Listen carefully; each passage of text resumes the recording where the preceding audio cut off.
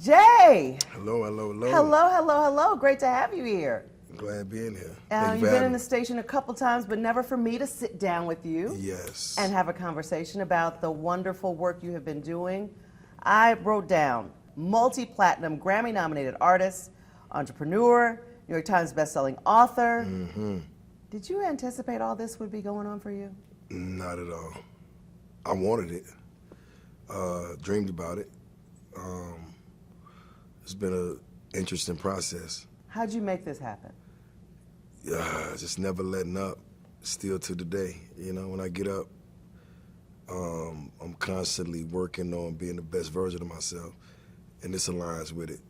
You know, because it's one thing to just do the music and be good, but you have to actually live what you're saying. So for me, it's like, it goes hand in hand, right? And I told him in the beginning I was corporate thugging, you know, and it sounded good, but I ended up being an entrepreneur, so that works. And I told him that, you know, I was thug motivating in the beginning, and now I'm still motivating and inspiring my culture, so there's that.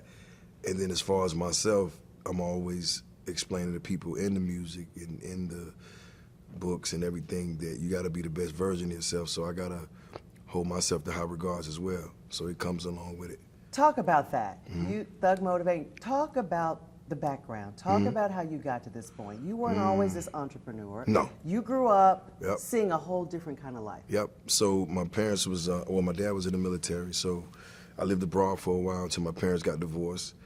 And I came back to Georgia. My family's from Georgia, well, Atlanta and South Georgia, so two halves.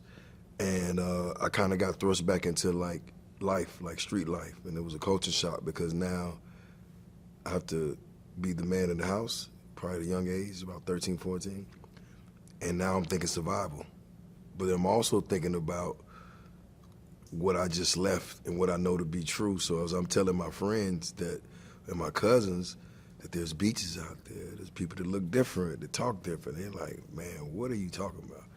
And I just remember sitting on my grandmother's porch figuring like, how do I get from where I'm at back to what I know? Which is why I still take myself out every Wednesday night, 8 p.m. sharp, for solo sushi dinner to remind me, like, this is what, because sushi got me back. I didn't tell you that part. Because I love sushi, and there ain't no sushi in the hood. You know what I'm saying? So living in Japan, I kind of took that, and I was just like, yo, I want to get back to the place where I can have these things that I know to be true. Vacationing, beaches, I love beaches. There's a lot of beaches there. And that's what really gave me a moral compass and a compass to get back to what I knew is trying to get back to the life that I once had, but also get my mom and my sister out of my situation. Not that my dad left us bad off, but, you know, all my family was in the hood, so that was the reality. He had to go back to work. He was in the service, so now he had to go back and, you know, finish his fulfillment, and now I got to be the man in the house.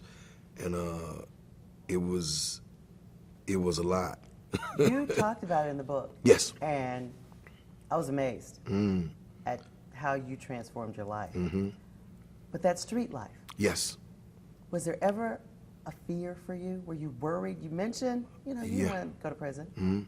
Was there ever, though, one incident that you said, this is it, I'm done? I think every day was that. You know what I'm saying? Up and probably until, you know, most of my rap career as well. Up until I released The Recession is when I kind of realized, oh, well, you still here. You still, you know, you still a star. You're not in prison. You're not, you know, you're not, you know, you're still alive. So this is it. But yeah, every day was like, you know, because you literally couldn't plan Christmas. You know what I'm saying? You couldn't really plan anything. Your life was really day to day, you know, because you're hoping that you survive or you're free, you know, this time next week. And then on top of that, you hear about people, you know, getting incarcerated, getting you know, unalived. And even to this day, I still get calls. It's like, you know, and I'm like, man. And which had a lot to do with a lot of my survivor's remorse because I was still going through the emotions of, you know, losing people. But I was selling millions of records. You know what I'm saying? And nobody really understood that. You know, you're on the stage, you're performing in front of 30, 40, 50,000 people. But they just buried one of your best friends like 3 days ago, you know what I'm saying? And you got to keep going on. And for me, it was more like a process of learning how to like understand what I was dealing with. And as I started to get older and started, because I've always stayed curious. Like, I've always sat around people and just listened and tried to learn. And when I started to learn certain things, I would tell people around me what I was learning, and that would help them. And that, to me, was like, again, my superpower. So I started learning myself. And, even now, to this day, was why I talk about mental health so much, because I really dug into it. You know what I'm saying? I really got into it. I really asked the questions. And I'm still learning today. But when I started to learn, like, okay, this is trauma. This is why I'm feeling like this. This is why I have this type of attachment style. I'm like, oh. So now I know how to deal with it. How did you finance your first album? How did you get that? I hustled. I was very smart, with my money. I took a lot of chances on myself that a lot of people, didn't understand, just like I do today. You know what I'm saying? Because entrepreneurs look at money like bottom line.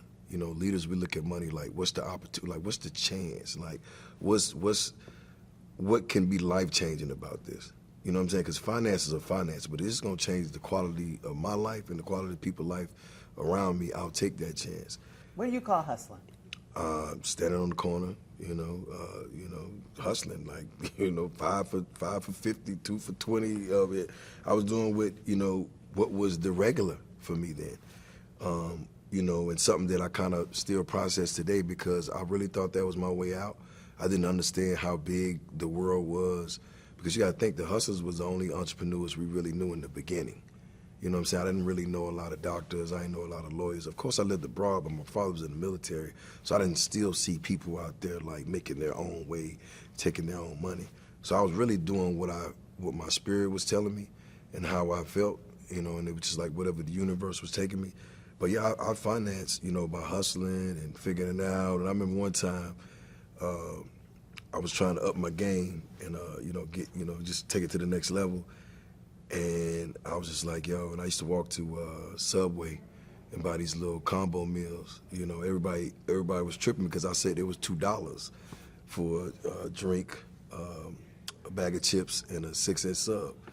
Mind you, if you go back and look at those commercials back there, it was $2. So some of these people ain't been around long enough to know it. They're a lot more expensive now. But I used to walk, give me a Subway meal, you know what I'm saying, save the rest of my money, and just try to figure it out, Yeah. And you did, and you dreamed of... Still do. You still dream. You don't Still give up dream. on dreaming. Well, because I think that's the universe telling you what you need to be. Because the thing is, the art is the impact, and it's like, I dream to impact 100 million lives, in some shape, form, or fashion. The biggest thing of following those dreams is keeping an open mind. And that's the thing. I always stay curious. I keep an open mind. But still to this day, I constantly dream of things, of how I can give back to the culture, how I can inspire the culture, and what can I do as an individual, to give back. Where did Snowman come from?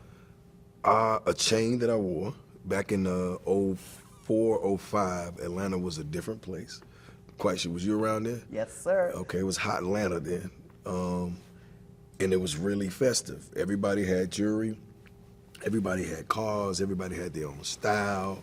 Everybody was making money. It was just a different, like Lenox Mall was a whole different mall. It's not what it is today. And everybody had chains, and coming from where we come from, if you were a hustler or somebody that was significant in the streets, your jewelry was like your calling card. You understand what I'm saying? It was like if you had certain letters on your chain or certain pendants, because it was all unique. And it was like, that's how people identified you. So if I saw someone in a nightclub or a function, I might not know his name, but I remember the chain and I remember who he'd be around. And everybody had these different things. And when I was getting into music, I was like, yo, like, what's my thing? And I said Snowman on a few songs. These alter egos you create, and I wanted to create something that was bigger than me. And I actually did. And I went and got a Snowman chain made. And, I was wearing it, and everybody loved it. And I was just like, okay, this is a real thing. So I leaned more into it. And when I got ready to do my first album, Thug Motivation 101, which was celebrating 20 years now, I actually, me and one of the product managers, Shauna Ayers, we sat there and we kind of came up with this thing to make these T-shirts from the pendant, and then also because she was like, you need something that symbolizes, a symbol for this album. And she was like, yeah, this is it. And I was like, yeah, that's it. And we made the T-shirts. We gave about 150 of them away. And then we gave another 100 away, another 100 away. And the album came out and it just blew up. And I remember literally being in Harlem and riding down 155th and all this stuff and looking at these stores and seeing all these different renditions of the Snowman. And I'm going like, is that because of me or is that just like a thing? Yeah. But motivation, celebrating 2 decades. 2 decades. It's amazing. It is amazing. Yeah, it's amazing. Did you think of it as just a, hey, get my music out here, one and done, we're cool? As far as the first album? Yes. No, I just wanted to be heard. Because, again, like I couldn't really plan for anything. And the reason why Trap or Die Thug Motivation was so timeless is because I put everything I had in it, because I didn't know if I was going to be free.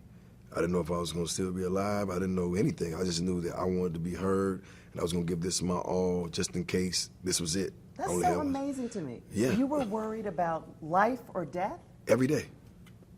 Every day. Like, literally, I would wear, like I would wear good outfits just in case. Really? Yeah, because but that was your reality. Like, you getting phone calls all day, things are happening, people in different states, this is happening. It's just like, it was my reality. Like, it wasn't like I was proud of it. It was what was happening. And I was like, I was having to navigate through it and also try to make better for myself. You did it in music, then Adversity for Sale. You wanted to Yep. write it down. Yeah. That's nerve-wracking. Yeah, that my you lawyer were- went through it a lot of times, like Yes. 7 times. I remember him calling me saying, I wouldn't say this if I were you. And I'm like, okay, how should I say it? Very careful about what I say. Of course, the statute of limitations is up. But I also wanted to write the book with integrity. I didn't want to write it as if I was this, this hero or somebody who just, evaded all this and did all that. It was like realistic. Like, I was going through these things, but also that book helped me to process a lot because I didn't understand why, certain things resonated with me and then certain things triggered me. What's that title come from? Adversity for Sale. Adversity for Sale is like, I'm telling you my life and I'm putting it in this book form because you've heard all the records, you heard all the albums, you love the music, but you had no idea what was going on behind it. And behind it, I was fighting adversity every day, all day, every hour on the hour. These are all the things that was going on behind the scenes that you never knew with this great music that you love. What was the toughest story you told in the book? I can name one, but I thought. The toughest story I told, especially when I had to read it back on the audiobook, was Shakir Stewart, and may he rest in paradise.